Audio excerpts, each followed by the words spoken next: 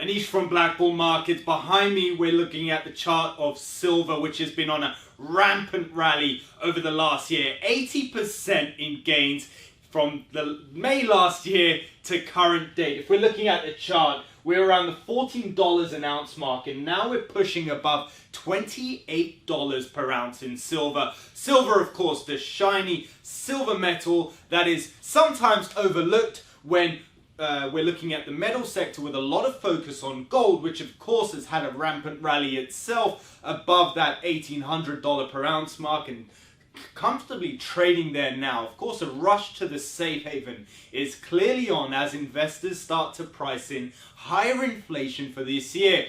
The US 4.2% CPI reading last week, that caused that whipsaw movement in the US dollar, where you could have found some really nice opportunities to buy the dip in the metals, which we will be looking at later on in this video to see those opportunities and take the market higher. Of course, that CPI reading, highest level since 2008, really worries some signs for the economy. But what's really interesting is that inflation trade that's playing out across the commodity sector as a whole, which is pretty much in the green. Now, if we look at other industrial metals that are more specific to the silver asset class, we're looking at iron ore, which crossed £200 a ton for the first time ever. Palladium, of course, which has been on an ever-present run above that $3,000 per ounce mark. And of course, copper, which if you've been following the copper market, it's up 10% this week, again at a new all-time high, which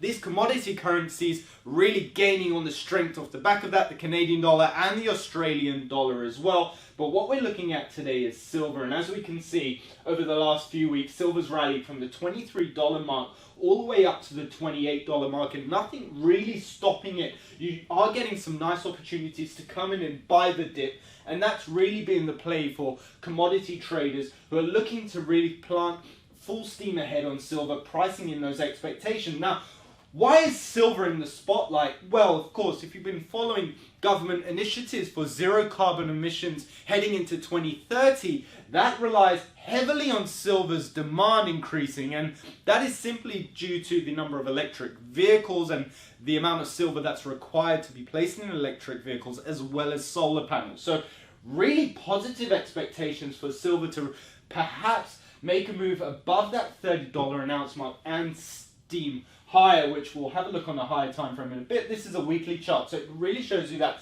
large consolidation area ever since 2017, where silver was sub $18, and then all of a sudden that massive breakout July 2020, of course, post-COVID pandemic era, at the same time where gold hit $2,000 an ounce.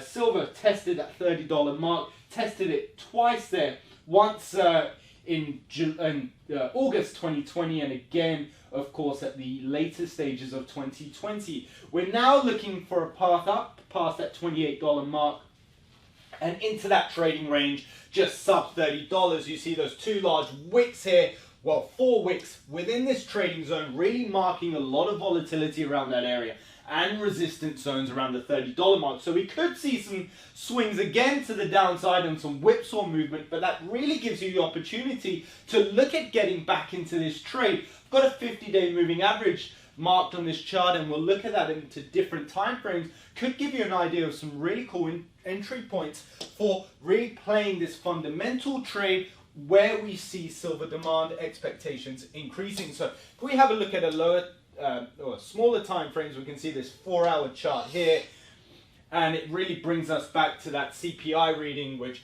caused that initial whipsaw movement in silver, bringing it below your 50-day moving average. And what we're seeing on a pattern on the 4-hour time frame ever since the beginning of April is that prices underneath that 50-day moving average pretty vulnerable, where buyers are coming back looking to take in any sort of dips that they can find to cycle that trade back to the upside. So really that buy the dip mentality is fully in play here on this silver trade, similar to other markets that we're seeing, but more particularly on this industrial metal, where we're seeing a lot of appetite for the bulls to enter the trade, especially with this beautiful uptrend that we've seen over the last 3 or 4 weeks. So we're really looking for the next potential dip here, if we do get a rejection of this $28 mark, which of course was a previous resistance level on those high time frames, then any opportunities around the 27.20 or the 27.30 mark to again take it higher. If you are looking to trade this, these tops are pretty risky and you could risk getting liquidated, so it's definitely very important to wait to see how the market reacts and look for pullback opportunities, as we've seen that play work so well over the last 18 months or so on a lot of assets. If we skip to a monthly time frame, so we've gone from a weekly to a 4-hourly, now a monthly, let's have a look at the longer term picture of silver. As we saw on that weekly time frame, we assessed this trading zone here where we saw those $30 wicks and the rejections over the last 3 years. But what we can see is that a break above $30 puts into play some clear targets to the left, which have not been priced in since 2013 to 2011. And that's that chunk of the chart there, heading up to $35 an ounce.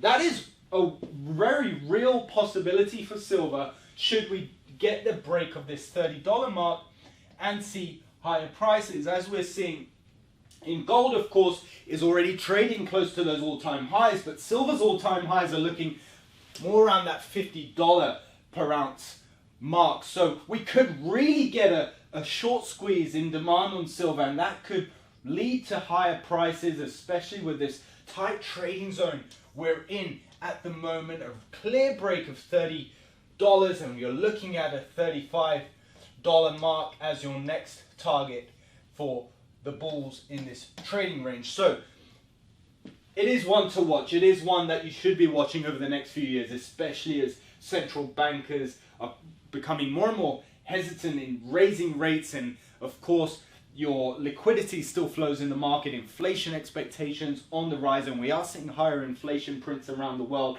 So it's really hurrying investors back into these assets. As we saw, there was a bit of a short squeeze over the last months with that the whole Reddit trade, and we are seeing silver vulnerable to that as well, especially as people start to pull out some profits from the crypto asset class. We could see it head right back into the industrial metals, and silver's one of the favorites. So do stay tuned and trade safe.